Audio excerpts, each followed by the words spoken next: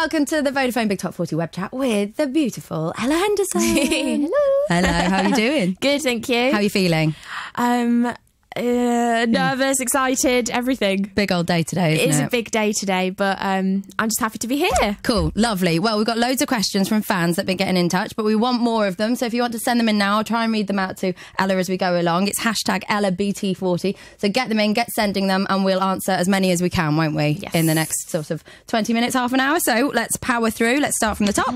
We've got Daniel Pitts. He wants to know, what's it like bringing out a track after waiting so long for it?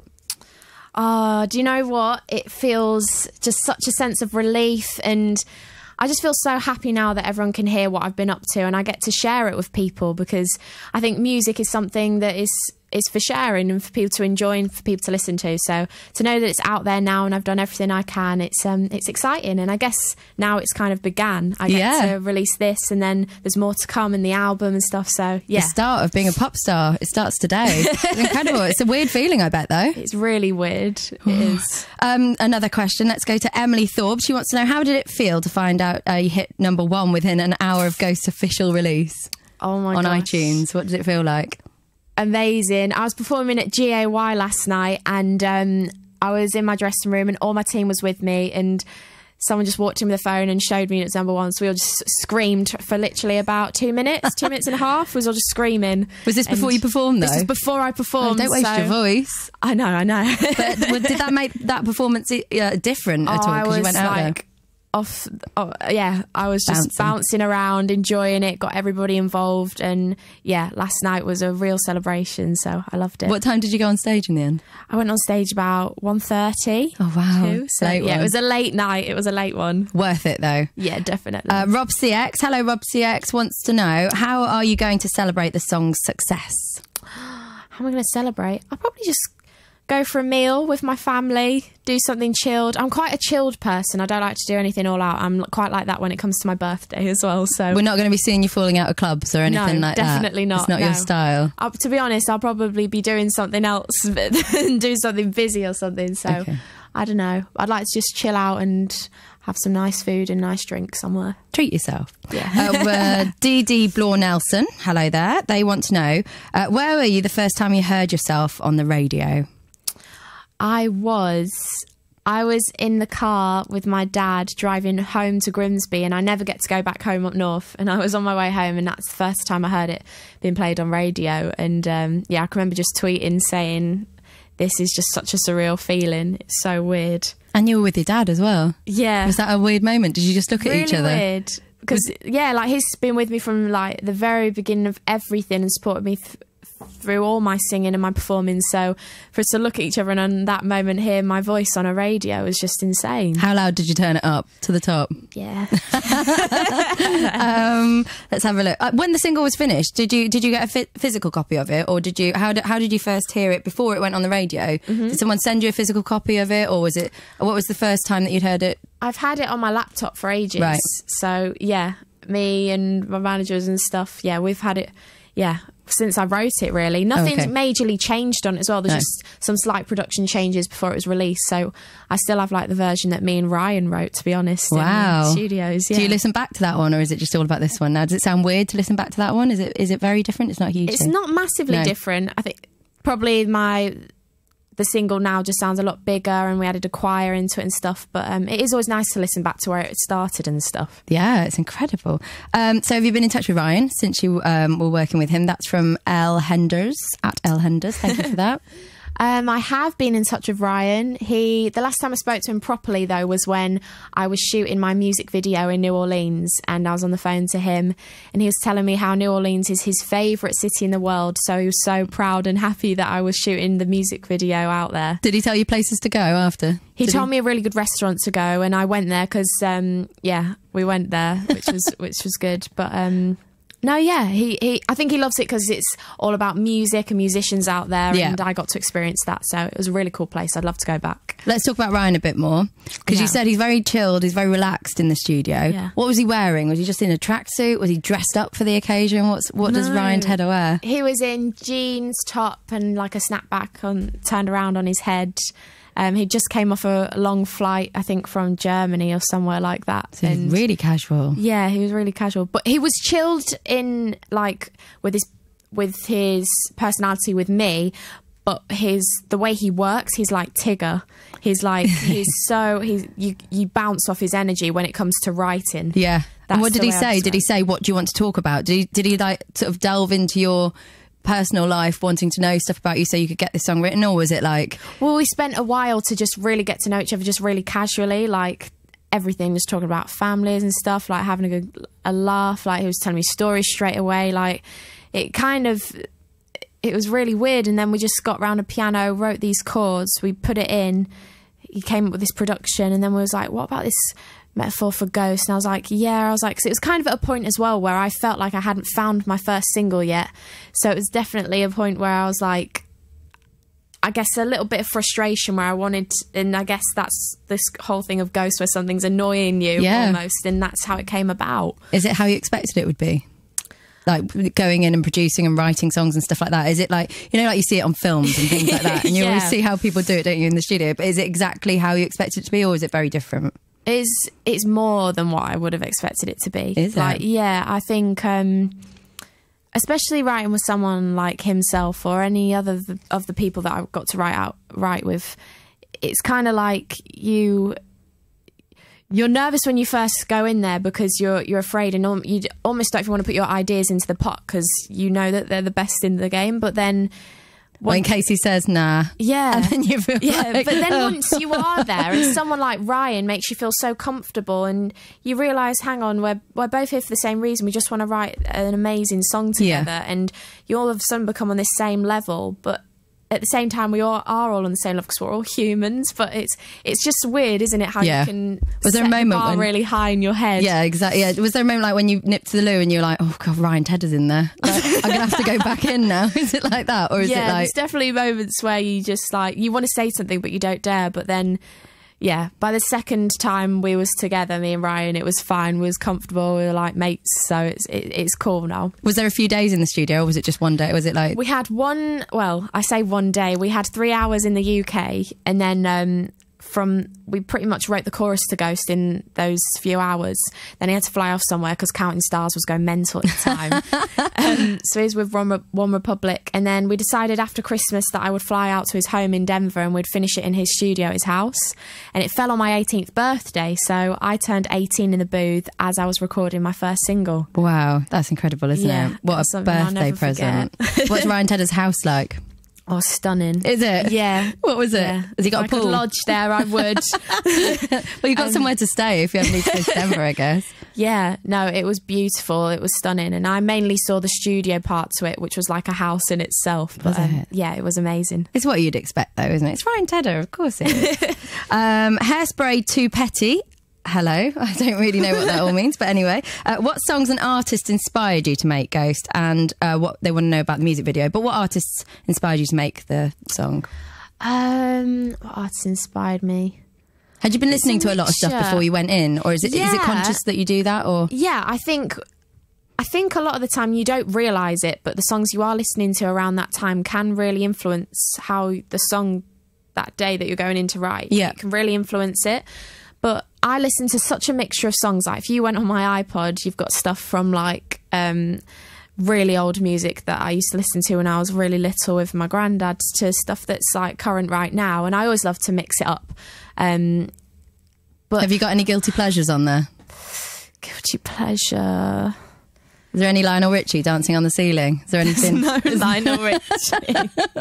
Is there anything that if it came on at a party you'd be like, that's not mine, someone put it on there? There's one song, I've forgotten what it's even called. Who sang Your Love Is King? Is it Sade? Yeah, Sade. Yeah. But my dad put it on my iPod once. Whatever. No, it was really embarrassing once. I did have my iPod on and it was like at a party and all my friends were listening to it, and it came on Your Love Is King, you know, and it starts with the trumpets. It's like and and I was like, oh my God, it sounds like a really like raunchy scene out of a movie. And everyone just wants to dance. I bet everybody did get up and dance, didn't they? It was probably the best song of the night. Just looked at me. Oh, did they? Like, you're supposed to be a pop star. This is rubbish.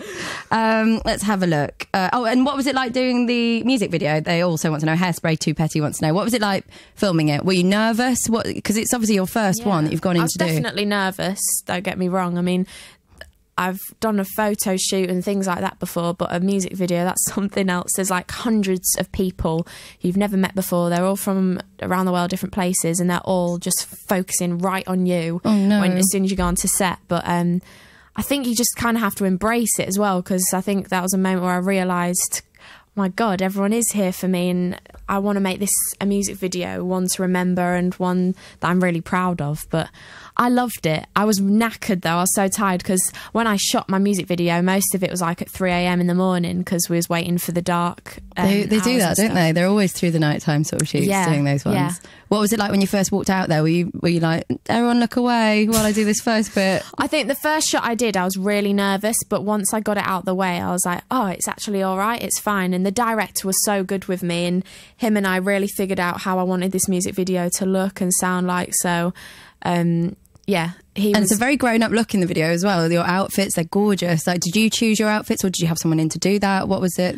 Me and my stylist kind of figured it out, but it was so last minute with the styling. Kind of like when we was out there, the same day as my video, we was in the hotel room, and we even went shopping on the day of the video, and we found like the black slip dress that I wore in the video, and it was just like, I think you have one vision in your head, what you want to wear and what you want to look like, but then when you get out there, and I actually went to visit where I would be shooting, I was like, oh, I don't want to wear that anymore, I want to wear something else. And yeah, so... And some things aren't appropriate, I guess, are they? Yeah. Without a bit of tape.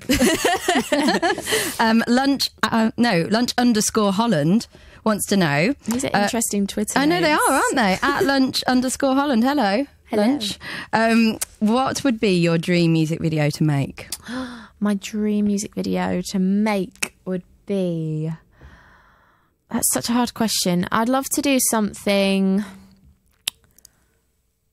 Maybe if one day I could do a collaboration with someone who I love and get to shoot a music video with them, I would love that. Who would that be? Who's up there? Who's the person that at the moment you think would never happen, but put it out there to universe? Who's it going to be? Adele. Would it be Adele? I just love to, because she's a British female as well, I'd love to do something like a big power duo ballad, or just a big female song. And how do you picture yourself? What's Adele doing? What are you doing on this video? Is it lots of power walking? I don't know. You're in a car I think it'd driving? probably be really simple, or I don't know. I just want to write with Adele. You just want to do that. Whatever happens in the video is fine. Let's have another look. Okay. Shan O'Donnell X wants to know, is there any particular artist that you'd like to write a song for? Wow, a song for? I don't know. I think when it comes to writing, I'm always writing, and sometimes songs there's not enough songs to fit onto my album. Like, I mean, when it came to putting my album down to the songs that are on it, like, I've had to cast so many songs to one side. So what are you going to do with them?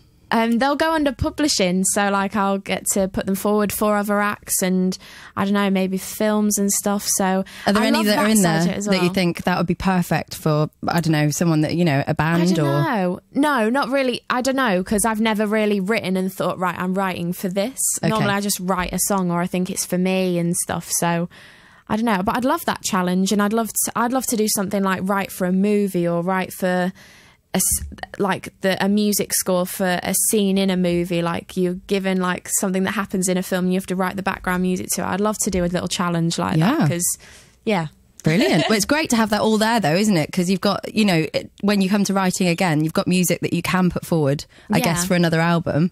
But is that stuff, do you think that stuff that is there now, if you were going to go and do your next album, do you then think that you'll go with different experiences, you'll write new stuff for that? Or would you ever just take stuff from before, do you think? I think I'm always experiencing different things, so you never know. Who knows? There's definitely songs that I love, and I would love to squeeze them on the album now, but you just can't give away everything at once. You can repackage it for Christmas. That's fine. Would you rather sing on stage dressed as a pineapple or a mermaid? That's a mermaid. A mermaid. A mermaid. Straight in there. Team Ella Sats wants to know, I've got my maths exams tomorrow, my GCSE. Any advice on that? Just revise the night before, and all you can do is do your best. And that's what I always try to do with my exams. How did you do in your GCSEs? I actually wasn't too bad, considering like I was auditioning for X Factor at the time as well, so I hardly had any time to revise. But I think I got A stars, A's and B's, so it can be done. See? She's on the X Factor. Actually, we have to talk about Come Dine With Me, because that was before the X Factor, wasn't it? And you were on there singing on that. Yeah. That came about because you knew Bianca Gascoigne, was it, that was on it? Is that right? Well, I went to a college. I went away to a performing arts school at the age of 10, and I managed to get a scholarship there when I was younger, because back up north there was nothing really to do for me for music and stuff, and I always knew that this was the route that I wanted to go in. So when I went there, my first class that day was, I was in a class and I was sat with a boy called Regan, and it was Regan Gascoigne, and then his sister's Bianca. So Regan's like one of my best friends, like my brother to me. So so when she was on the show, she was like, what? Well, she came to see me in a school show once and heard my voice, and then when she did Come Dine With Me, she was like, I'd love you to sing for me. That's so funny that you've already been on Come Dine With Me, and that will keep repeating itself again and again and again, won't it? Are there any other videos out there that are out there and you think, oh, that's going to crop up one day? Nothing bad. I mean, like, are there any sort of like, like Come Dine With Me things, or are there any? Is there anything that you've been part of that one day will come back to haunt you? I don't think so. Not that I can remember. Not when you were younger, you didn't do any like things on any shows or anything? Because there's always that one from Aston from JLS that pops up. Have you seen him with his little teapot or something? What is he doing? Polly put the kettle on. Yeah, yeah. Which and I know you love. The Jackson 5. Yeah, you did Michael there's loads of him that yeah. pop up. Have you done anything like that when you were younger? No. Everything that I did was just like in school and stuff like that. So I don't think so. No, not that I'm aware of. Okay, let's have some more questions. Hotel Paper wants to know, you say your favourite song on your album changes every day. Which is your favourite today? My favourite today? Ghost, because it's just released. Yeah, I think it'd be silly to say any other, wouldn't it? Ella, biggest fan, wants to know, if you could take your Ella stars out for a day, where would you go and what would you do? What would I do? I would take us all to Pink Berries. I'd buy everybody a pink berry and a frozen yoghurt, whatever flavour they want. And I don't know, I'd love to hire a plane and all of us go off to a nice beach somewhere and chill out with a pineapple in our hands, and we can all go swimming in the sea as if we were mermaids. Amazing. Can I come? Ideal day. Of course you can. Brilliant. What are you most looking forward to this year? That's from Shana _95. Hello, Shana. Hello. What am I looking forward to? Everything. I don't know. At the moment, I'm just taking each day as it comes. I mean, do you even know what's happening over the next? I never know whether I'm coming or going at the moment. So. Is there anything big that's coming up that you're looking forward to? Are there things like that you're in your diary and you're like, I really can't wait for that to happen? I'm definitely looking forward to like all the summer shows and all different radio shows that are coming up, because I've been away for a while, so coming back into performing is really exciting for me. But yeah, who knows what's going to happen? I'd love to eventually go on tour with my band, and yeah, there's so much that could happen, but everything's just kind of been plotted and confirmed, so it's mental right now, but everything will be confirmed on my website, so you should check that out. Do you want to give it a plug? What is it? What's your website? EllaHenderson.co.uk. Perfect, easy. Let's have another look. Do you think Ghost gives a good idea of what to expect from the album? I think Ghost is definitely a song that sums up the whole album as a whole. It's got kind of elements where I guess it's very soulful and anthemic, and whenever I go into a session, I always want to write a song where I imagine singing with thousands of people and they're singing it with you or singing it back to you. And so yeah, I think Ghost is definitely a song that could sum it up. Okay, brilliant. And that was from Elefan _Becca, so thank you for that. Thank you. We'll have one last one. Let's have a look. Let's do Emily Thobb, she wants to know, she sent a few of them today, so thank you for your input today, Emily Thobb. We'll finish with one of hers. What do you do to cheer yourself up if you're having a bad day?